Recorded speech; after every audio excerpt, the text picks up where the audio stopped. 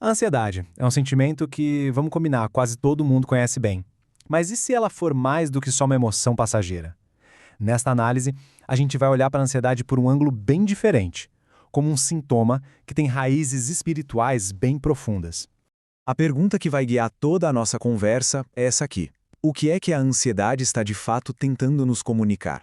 A perspectiva que a gente vai explorar aqui sugere que a resposta vai muito além do que a gente costuma pensar. E aqui está a ideia central de toda essa análise. A ansiedade não é vista como o problema em si, mas como um tipo de alarme, sabe? Um sinal de que tem algo mais fundo acontecendo, lá no nível da nossa fé e da nossa confiança. Então, vamos começar a mergulhar nessa primeira ideia. O que significa, na prática, enxergar a ansiedade como um sintoma espiritual, como um alarme da fé. O ponto-chave aqui é esse conceito de fé deslocada. A ideia não é que falta fé, mas que existe uma desconexão. Sabe, aquela fé que existe na cabeça, que a gente fala da boca para fora, mas que não se traduz em confiança de verdade quando os problemas do dia a dia batem na porta. E aí ela se manifesta como aquela preocupação que não acaba, ou aquela necessidade de planejar cada detalhe. Tá, mas de onde vem essa desconexão toda? A análise aponta para um conflito interno bem fundamental, uma tensão constante que acaba se manifestando como ansiedade. E olha, esse slide aqui ilustra perfeitamente o centro do problema. É uma divisão. De um lado, a gente tem a crença que a gente declara, Deus está no controle.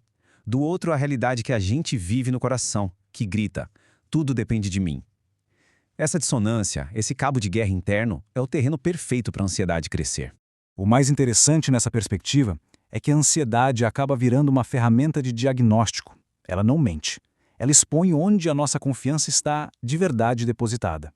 É na nossa própria capacidade de resolver tudo ou é em Deus? Agora, um ponto super importante aqui. A análise não está dizendo que sentir ansiedade é o problema. A questão central é a gente normalizar esse sentimento. É quando a ansiedade deixa de ser uma visita passageira para se tornar uma moradora permanente, um verdadeiro estilo de vida. E essa normalização da ansiedade nos leva direto para a raiz do problema segundo esta análise, a nossa busca sem fim por controle. Pensa só, a nossa cultura moderna, com toda essa ênfase em produtividade e resultados, nos treina o tempo todo para controlar, planejar, garantir. Mas a mensagem do Evangelho, segundo essa análise, vai na contramão. Ela chama para uma dependência radical. É um choque direto entre esses dois jeitos de viver. Sabe quando Jesus fala para a gente observar as aves e os lírios? Nesse contexto, isso não é só uma imagem poética, não. É uma lição prática sobre como viver sem a ansiedade que vem de querer ser autônomo. Eles simplesmente existem sob um cuidado soberano, sem a pressão de ter que se autogovernar. E essa frase aqui, uau, é uma definição muito poderosa. A ansiedade é vista como um resultado de a gente tentar ser autossuficiente, de tentar ocupar o lugar de governante da própria vida. Uma posição que, nessa visão teológica, pertence unicamente a Deus. Ok, se a causa é essa busca por controle, então qual é o caminho para a paz? A fonte aponta para uma palavra: rendição. A solução que se propõe aqui não é sobre técnicas de gestão de estresse, ainda que elas possam ajudar, claro. A cura fundamental é descrita como uma mudança de postura. É abrir mão dessa ilusão de que a gente domina o futuro, é um ato de render essa necessidade de controlar tudo. Esse processo de rendição é apresentado em 3 passos. Primeiro, o arrependimento, que é o reconhecimento consciente de que a gente tentou se autogovernar. Segundo, a volta ao lugar de criatura, que é aceitar nossos limites, nossa finitude, sabe? E por fim, a rendição, que é o ato contínuo de entregar ativamente o controle a Deus, dia após dia. E o que acontece depois dessa rendição toda?